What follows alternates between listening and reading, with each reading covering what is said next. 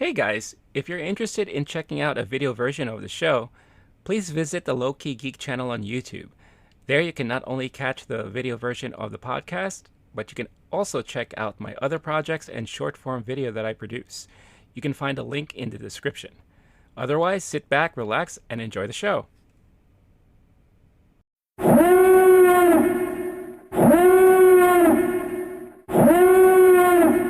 You know, there's so many things I love about Shang-Chi. The action, the score, karaoke, the triumphant return of Trevor Slattery, actor, and seeing all the stock photos that Simu Liu modeled in. But after seeing the movie twice, I put together 10 things that make this movie so great. So here's my review and my list of 10 things that make Shang-Chi great.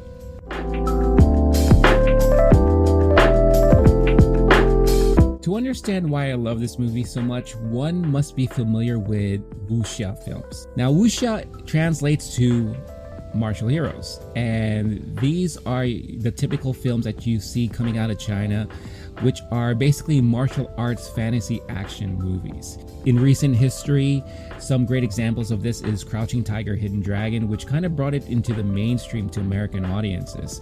You also have House of Flying Daggers, Hero, One-Armed Swordsman. These are just to name a few. But I grew up watching a lot of these movies on TV, especially in the weekends. You know, you have your kung fu matinees on TV. And then eventually, like in the 90s, I started watching these on DVD. And I really have fond memories of watching these movies and really fell in love with these. Watching the beginning of this movie, the first opening and the first 15 minutes that kind of tell you the backstory and how everything played out. You know, the meeting of Shang-Chi's dad and his mom really brought back a lot of those memories because it looked like they were taken directly out of these type of films. And I have to admit, I got really emotional watching it. Even second time around, I was feeling those same emotions because it reminds me of a lot of these movies. And I feel like Shang-Chi is an amazing homage to these wuxia films. And in a way, it's kind of like a modern day wuxia film here in the US. Very well done. And you get that same feel all throughout the whole movie. Along with that, the action scenes are very reminiscent of some of the martial arts scenes that you see coming out of Jackie Chan's movies. I don't know if this was done on purpose or if I'm the only one who feels this way, but the fight scenes that were taking place in the bus, driving around San Francisco, the move that he made as he's running through the bus to grab the seat of the bus driver after he collapsed, it screamed Jackie Chan to me. I've seen Jackie Chan do those same type of moves in a lot of his films.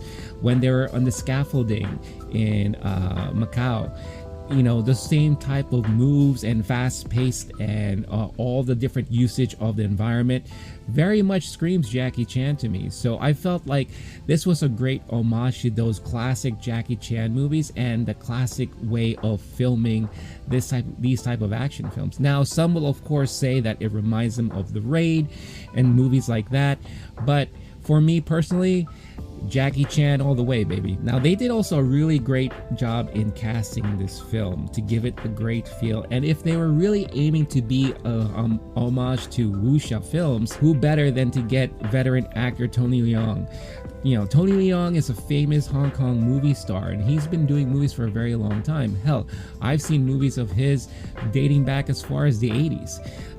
Some of his famous movies that you may have heard of, or maybe not, but definitely do check them out after watching this movie, is Infernal Affairs, which Scorsese used as the basis for The Departed, Hard Boiled, Chungking Express, 2046. You know, these are some of the movies that he was very well known for, amongst all these others.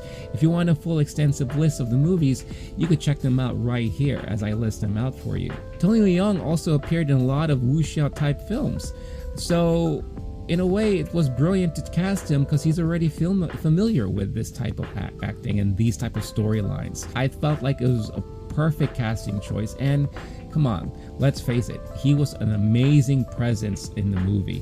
Even Awkwafina's Katie character mentions it during the movie that, hey, I've seen so many things and I've experienced a lot of things, but nothing frightens me more than your father, who is, of course, Tony Leung. He has played one of the better villains that has been ironed out in the Marvel Universe.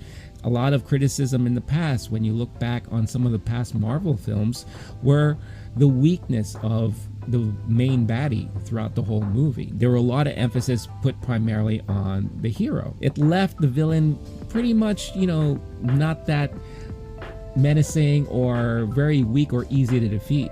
But the great thing about this villain and this main antagonist of the film is that you realize his motives and reasoning behind all of his actions really early on. It really led the audience to judge right away and to kind of see if they accept him or not. Do they understand his actions? I feel like they made that very clear. He came into power by utilizing the greed that he has, the desire for power, the desire to lead, the desire to take over many things. It was greed that led him to meet Shang-Chi's mom and eventually fell in love with her, and he gave that greed up. And then once she passed away, the greed kind of came back. However, it was more of a grief. It was the grieving over the mom, over missing his wife, that kind of led him to continue doing these type of actions just so he can get back at those who caused her demise. Then later on, it was the grief that led him to do what he had to do, invade her homeland and try to get her back, even though there was no such way to get her back. It was this grief that was so strong because of the love and care that he had for her, that he would do anything to get her back, even at the expense of his own children. Seeing this type of grief, seeing the pure love that he has for his wife that kind of drove him almost into madness and insanity, makes him human and humanizes him. And as an audience member, you do kind of feel that, and in a way you feel sorry for him at the end. Now, of course, at the end, you see that he has his brief redemption moment where he realizes he's done something wrong. And one of the overall arcing plots here is about family.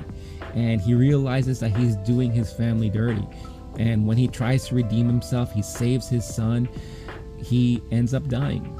And a lot of these things that we see, a lot of these, moments that he has throughout the movie, the greed, the rise, the fall, the grief, the redemption arc, even though so brief, is also typically what you find in wuxia films, in wuxia storylines. So again, really great writing, and you got the perfect person to play this type of role. Now, of course, Simu Liu is great in this movie, and Awkwafina is really great. Talking a lot about wuxia films and Tony Leung, so I'd be remiss if I didn't mention Michelle Yeoh. Michelle Yeoh is again another famous Hong Kong movie star, but she has a lot of wuxia ties. She's appeared in so many wuxia films in the past, so it's really great to see her be a part of this type of movie.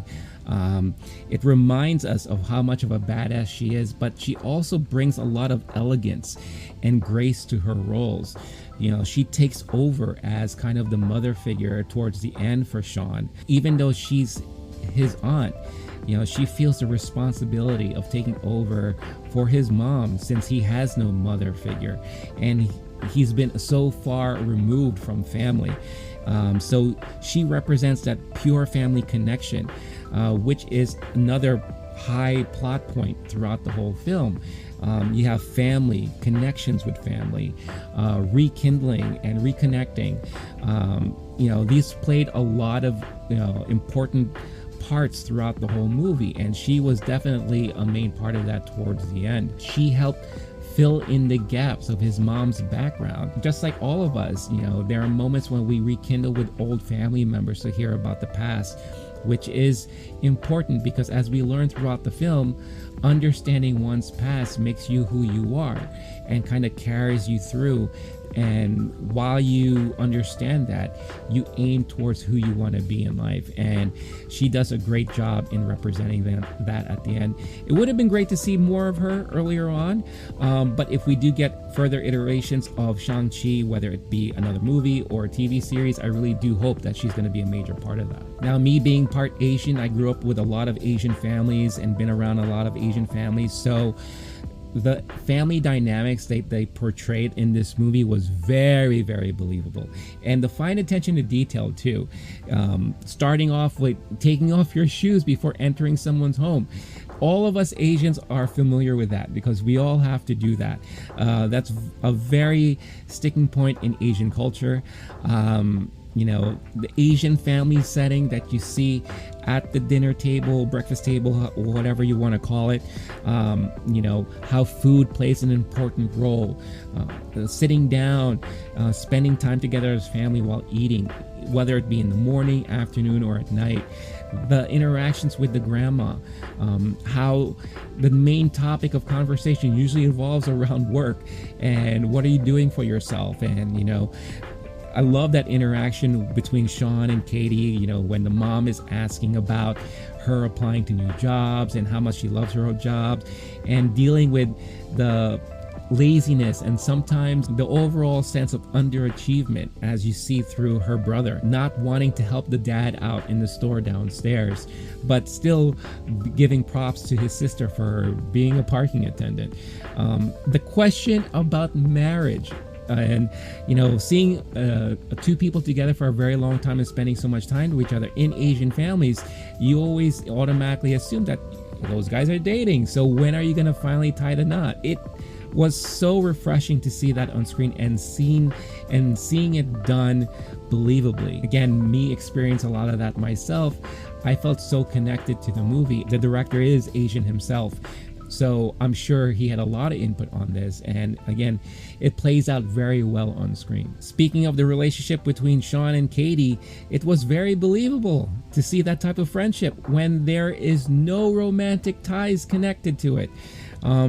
You're not forced to feel that a guy and a girl who spend so much time together then experience these crazy adventures and adversity and all that end up falling in love. But here you have a pure platonic relationship, you know, because they're both like family. In a way, it's kind of like a brother and sister.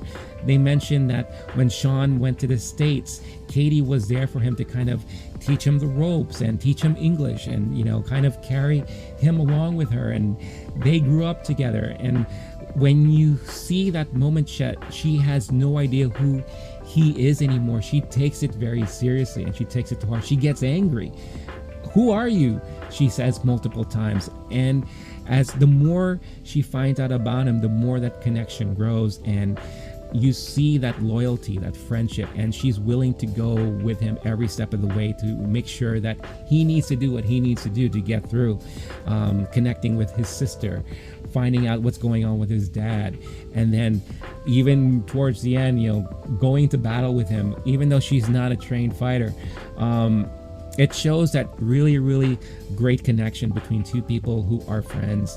And, you know, some may think that there is kind of a hint of romance at the end there, but if you're familiar, especially like in Asian culture and in families, it's not very uncommon to see a close relationship between a man and a woman where really they're like brother and sister. And it's nice to see that they're going to continue their adventures together once this movie is over, and I am very excited to see what's going to happen moving forward from there. I can't mention Katie without mentioning the actress who portrayed her, and that's Awkwafina.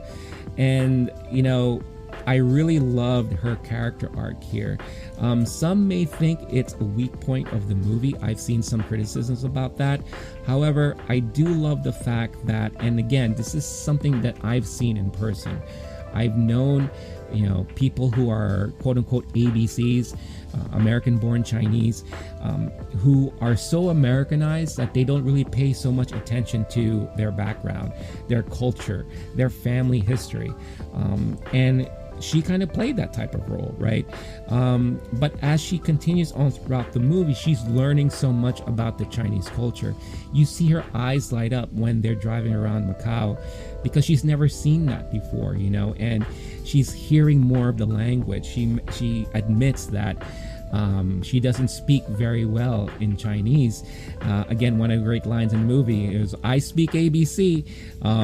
Everyone died laughing when this line was spoken to, but you understand that. You also get to see how, as a character, she never knew what she wanted to be. You know, she was happy being a parking attendant because she's having so much fun. But as she's seeing and meeting all these different people, Shang-Chi's sister, the people who live in the mom's hometown, everyone has a duty that they stick to and they're good at. And she mentions that she's never good at one thing, because the minute she gets remotely close to being good, she decides to do something else. But she's always constantly impressed when she sees someone who knows what they want to do, and they do it and they stick to it. Just like Shang-Chi's sister, how they had that conversation about her being 16 and realizing that she wants to do her own thing, and she built up that underground fighting club on her own, and she built an empire out of it, and that impresses her. And you can kind of get that sense that she wished she could be like that. And I think towards the end, she finally kind of realizes that she needs to get to that point, or she wants to get to that point, and she gets dedicated. You know, she becomes an archer in the battle at the end, and you could sense that this is her dedication. She found something that she's good at, and maybe this is something she's going to continue going through with. But I've known people like this. I'm sure you've known people like this, and it was really believable. A lot of the common themes here is believability.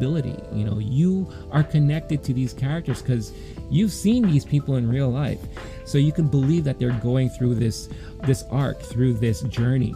And I think she did a brilliant job at portraying this type of character. And as someone who's not a huge Awkwafina fan, I think she really acted well, and I really loved her performance in this movie. And the only other performance I can say I loved her in was in her dramatic role in The Farewell. Here, she has her moments of comedy which work really well, but it's not over the top. And when it's time to get serious and the drama kicks in, she seamlessly transitions through, and you believe every minute of it. And I think she was really, really brilliant in this role. Now, I hope I pronounced her name right. Menger Zhang. Okay, Menger Zhang, Shang-Chi's mom, and the portrayal of strong Asian women in this movie, I think is a key part in making this movie great. You know, you get to see, again, like I mentioned, the strength of the sister wanting to learn martial arts, and she wasn't allowed to join the boys in doing it, so she decided to take it on herself, shadow the trainings and practice on her own. Then she grew up, decided to go off on her own, start her own empire. And then at the end of the movie, she takes over the 10 rings from her dad, and now it looks like she's going to be running things from there. Very strong female presence. The mom, Shang-Chi's mom, she was defeating his dad the whole time. After, I guess, weighing her down, she falls in love with him. But even towards the end, she is willing to protect her family and her children, even when it looks like she's about to face her demise. Strong Asian female presence. Awkwafina has her moments at the end. Michelle Yeoh, like I mentioned before, very strong Asian female presence. Just strong female representation was really well portrayed here, and one of the things I think that really made this movie great. Now, one thing that you also find in wuxia films are certain philosophies. They try to teach you about life. They try to teach you about how to go about carrying yourself, and what is important, and how to really achieve things you want to accomplish in life. And one of the things I love is that there are a lot of moments in this film where there are certain philosophies that you're taught. And a lot of these really resonated well with me. The line that says, "You are a product of all who came before you, the legacy of your family. You are your mother, and whether you like it or not, you are also your father." And this ties along with that brief conversation that Shang-Chi's dad had with Katie, where, you know, he basically calls her out and says, "Hey, American girl, what's your Chinese name?" and you could see Katie kind of like struggling trying to remember it, and he says something along the lines of, your name is very important and ties you to your history and who came before you. Another great line in this movie is, if you aim at nothing, you hit nothing. And that really hit me really hard, because it's so true, and it speaks a lot about having those certain goals in your life and really understanding first who you are and who you want to be in order to accomplish what you want to accomplish. It's a perfect life philosophy, and it's a great way of understanding on how to achieve your goals and really honing in on what it is that you want to do. Like I mentioned before, Awkwafina's character was never good at one thing, because she could never just stop and focus. And when she finally focuses, she finally found out that she's good at something. That was a line that was spoken to her, and it really, really resonated well with me, and I'm sure it resonated very well with a lot of you. Overall, I think the main thing that is very important here is Asian representation, especially in a blockbuster comic book movie like this. This is the very first time we experience something like this as an Asian community.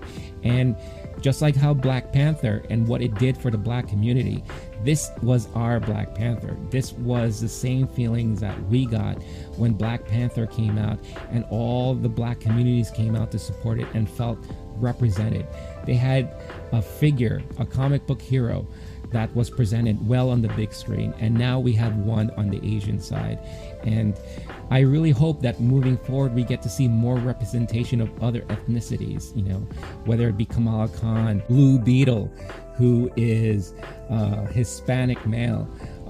I really want to be able to see more of these, and I'm sure a lot of people out there would love to see more of that as well. It's a great feeling, and it makes the younger generation see themselves in a big platform and makes them feel like, I can be that, I can do that. This is something that I can look towards and look forward to, something that represents me. That's very important to see, and it's great that we're seeing more of that these days. Now, when it comes to the movie overall, it's probably one of the best MCU movies that I've had a chance to see. Now, I don't know exactly where it ranks. It easily ranks in the top 10 MCU movies for me. Possibly top 5. Don't ask me to do a rundown now, because I will have a nervous breakdown trying to do all this stuff. But it is definitely one of the better MCU movies that I've seen. And it's understandable why it's such a huge hit right now in theaters and in the box office. I hope more people get to see this. I'm sure it's going to blow up the minute it is available on Disney Plus. But I really was fully entertained. I thought the storylines were great. The characters were relatable, and I connected really well with a lot of them. Yeah, some of the CG towards the end was kind of questionable, but it didn't bother me, and it didn't really take me away from the movie as a whole. People who I've spoken to who are not fans of comic books and the MCU, or not have seen a lot of the MCU, really fell in love with this movie. And that's another thing. It's a great standalone movie. If this movie was not part of the Marvel Universe, it would be a great movie on its own. And they didn't force feed it into the Marvel Universe at all. Yeah, you had cameos from Wong, you had Abomination in it, and of course the post-credit scenes, you had Captain Marvel and Bruce Banner there. On its own, it's a fantastic movie, and if this was the one movie that one person was to watch from the Marvel Universe, they'll be completely satisfied and done with it. And I love the movie. I am definitely going to watch it again. But what I really want to know is how you guys feel about it. You know, I'm sure a lot of you have watched it or will be watching it soon. Let me know your thoughts, your comments. Do you agree with a lot of things I said? Is there anything else you would like to add to my list? Let's have a conversation on it. This is what makes these movies great, is that it opens up conversations. You know, there's of course speculations in the Marvel Universe and what have you, but it's great stories that lead to great conversations, because we do want to dive deep into it, deep into the meanings behind a lot of things that were said, a lot of the things that were portrayed. I think this is a great movie to do that with. So let me know what you guys think. Of course, as always, Thank you for all of your support. Don't forget to hit that like, subscribe if you haven't done so already. Don't forget to listen on your podcast platform of choice. And I will see you in the next video. So I guess that's it. I guess I could wrap things up and end this video right now. Or just call me Angel in the morning, Angel. Just touch my cheek before you leave me, baby.